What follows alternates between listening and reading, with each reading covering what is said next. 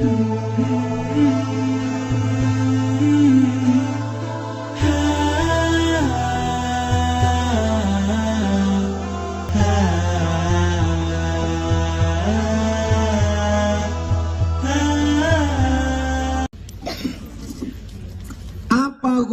melayat ke tempat orang meninggal sedangkan yang meninggal itu non muslim.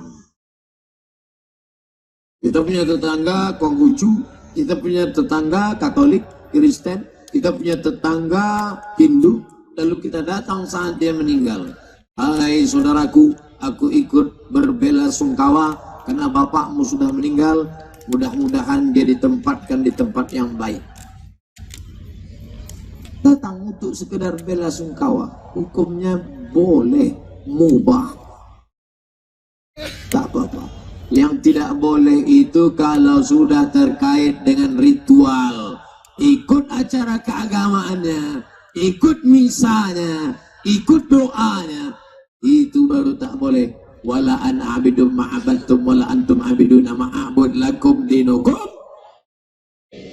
Jangan mentang-mentang. Ini sekarang kita sedang menghadapi kelompok yang satu ekstrim kanan. Karena dia tidak seagama dengan engkau, maka halal kau pancung kepalanya. Oh, enggak begitu. Kepala ayam yang halal dipancung, kepala orang tidak begitu. Oh, enggak apa-apa Pak Ustadz. Kita kan tinggal di negara kesatuan Republik Indonesia. Yang penting ikut aja. Makannya ikut, minumnya ikut, nikahnya ikut, matinya ikut, hari raya. Oh, tak bisa. Yang benar itu jalan tengah. Wa kadzalika ja'alnakum ummatan wasata. Memusuhi tidak. Silaturahim lanjut. Makan Pak Ustaz. Dia kasih makan kue. Kuenya ada tulis label halal dari MUI, dibungkus plastik, silakan makan. Di acara nikah anaknya Pak Ustaz datang. Apa kami ucapkan? Selamat menempuh hidup baru, semoga selamat sampai ke Pulau Harapan, selamat dari pukulan ompak dan empas domba. Foto-foto Pak Ustaz? Oke, foto bersama. Habis itu makan Pak Ustaz, silakan makan. Tendanya ada Muslim food, makanan Muslim. Habis itu pulang, jangan mampir ke tempat non-Muslim. Ini setelah Muslim food, mampir di tempat non-Muslim. Sini. Bukan itu tempat. Enggak, saya kuahnya aja dikit Pak Ustaz. Bisa. Jadi hubungan kita dengan saudara kita, kawan kita yang non-muslim itu boleh dalam kurung syarat dan ketentuan berlaku. Apa hukumnya orang yang makan riba? Pinjamkan uang 1 juta, bayar 1.100.000 riba. Letakkan SK, pinjam uang, lalu kemudian dibayar 100 juta, cicil 150 juta, riba. Apa hukuman riba? 5. 1. Alladzina ya'kuluna riba. Orang yang makan riba, la yaqumuna illa kama yaqumul ladzi yatakhabbathu syaitanu minal mas. Bangkit dari kubur nanti seperti orang bangun dari kerasukan setan. Nanti kita ini ketika ditiup sangkakala bangkit dari kubur, berdiri. Nanti ada orang yang bangkit dari kubur macam orang kerasukan setan. Nanti kalau Bapak Ibu melihat ada orang seperti itu, wah, kau makan riba dulu kan? Ini rentenir. Rupanya kita lebih parah pula dari itu lagi. 2. Uang riba dibawa pergi ke Makkah, pergi haji, pergi umroh. Duit riba. Labbaik Allahumma labbaik, labbaik Allahumma labbaik. Apa kata malaikat? La labbaik wala sa'daik. Kau tak dapat haji mabrur, hajimu mabur. Kenapa? Zaduka haram, karena kau berangkat dengan uang riba. Pantesan Pak Haji itu nggak ada perubahan Pak Ustaz. Dulu sebelum berangkat haji pakai celana pendek, sekarang nggak pakai celana sama sekali. Gara-gara uang riba. 3. Uang riba diberikan ke masjid. Sedekah. Innallaha thayyibun. Allah Maha Suci, la yaqbalu illa thayyiban. Allah tidak menerima kecuali yang suci-suci. Duit riba tak diterima Allah. 4. Duit riba dimakan. Mana ada orang makan duit Pak Ustadz? Makannya tetap lontong sayur. Cuman dibeli dari uang riba. Begitu dimakan lontong berubah menjadi darah. Sepiring lontong jadi setetes darah. Darah masuk ke dalam badan jadi daging. Daging membalut tulang belulang. Ketika ditimbang di akhirat, Abdul Somad beratmu 50, yang halal 10 saja. Yang 40 riba, dicelupkan ke neraka jahanam. Na'udzubillah, na'udzubillah. Tiap hari kita berdoa, Rabbana atina fid dunya hasanah wa fil akhirati wa qina adzabannar. Selamatkan kami dari neraka. Kenapa? Gara-gara makan riba.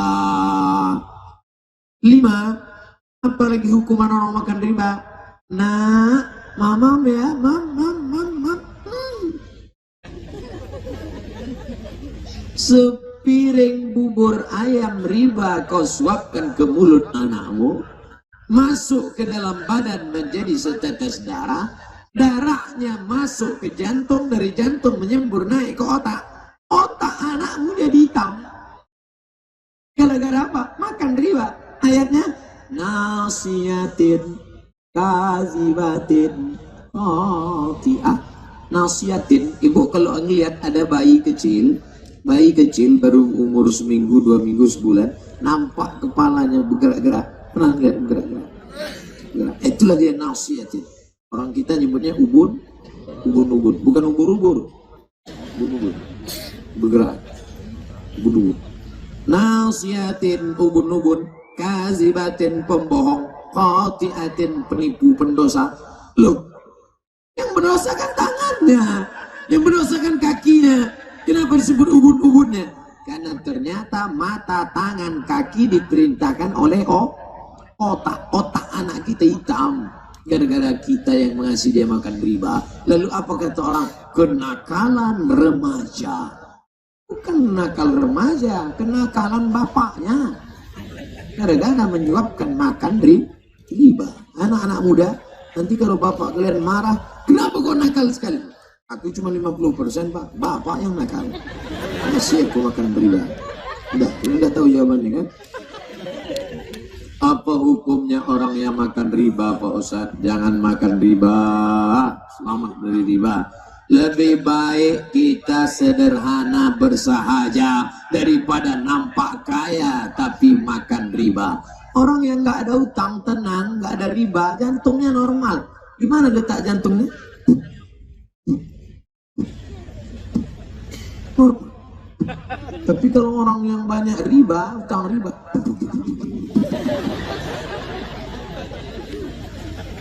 coba rasa. Jangan-jangan nggak berdetak sama sekali. Ustadz, saya nanya, apa tanggapan Ustadz tentang aksi 212? Saya nggak datang. Seandainya saya datang aksi 212, apa kata orang? Oh, lihat tuh, ramaikan jamaah Ustadz Somad. Habib Rizik nggak ada. Ustadz Somad nggak ada. Ustadz Arifin Ilham nggak ada. Agim nggak ada. Lalu siapa yang menggerakkan itu? Wallahu a'lam bishawab. Oh, ini nanti kita takut, ini nanti radikal, ini nanti hancur, ini nanti banyak. Tidak ada sampah berserakan, tidak ada rumput yang tumbang. Orang hanya sekedar ingin datang, berzikir, mendengarkan tausiah. Ternyata ditulis oleh koran Cina. Ada yang ngirim ke saya koran bahasa Cina. Ah, cincai lah. Ternyata masuk di TV Al Jazeera. TV Al Jazeera dari Qatar memberitakan, kata dia apa? Sholat teramai di dunia Makkah ketika musim haji. Dipatok kuota pemerintah Saudi Arabia hanya 4,7 juta orang. Tapi itu menurut perhitungan bisa 11 juta tanpa ada kerusuhan. Unjuk rasa di Menara Eiffel, sampah berserakan. Menara Eiffel, peradaban Prancis yang tua, Napoleon Bonaparte.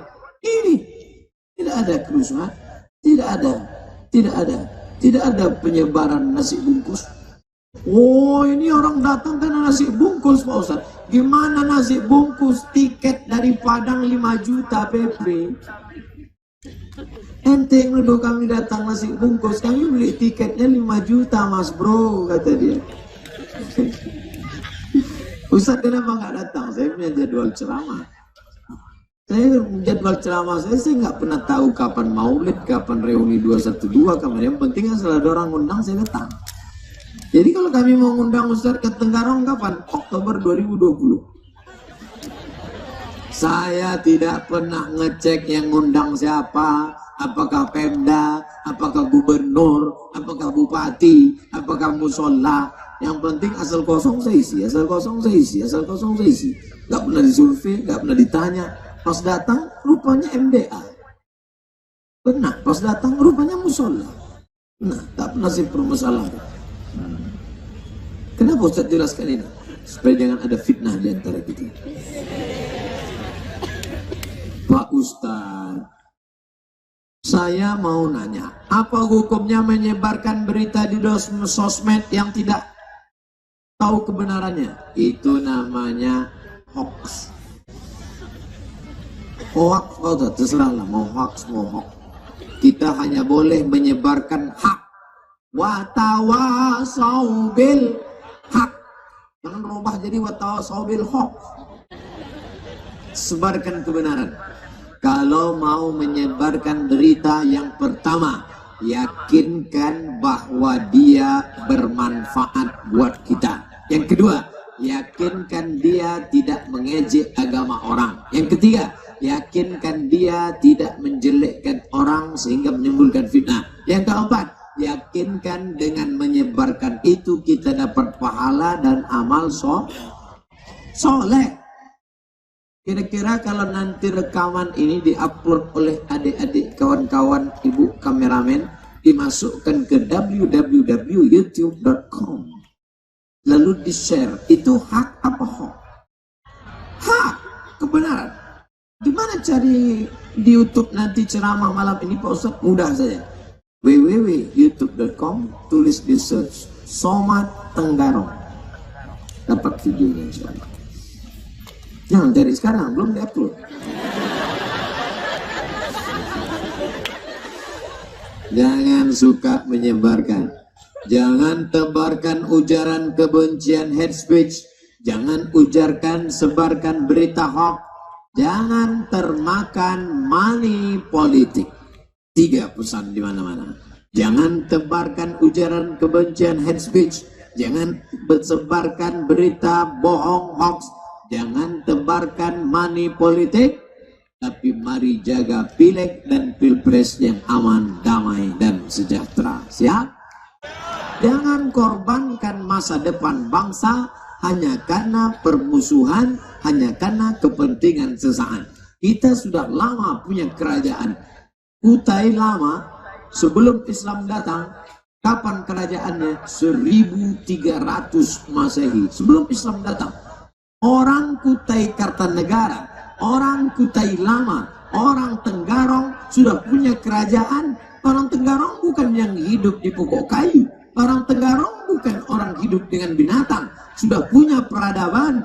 Kapan? 700 tahun yang lalu, sebelum Islam datang, kerajaan Hindu sudah ada. Datang ulama mengajarkan tauhid, la ilaha illallah. Jangan rusak peradaban ini hanya karena kepentingan sesaat. Tapi insya Allah umat Islam umat yang cerdas, umat Islam umat yang rahmatan lil alamin.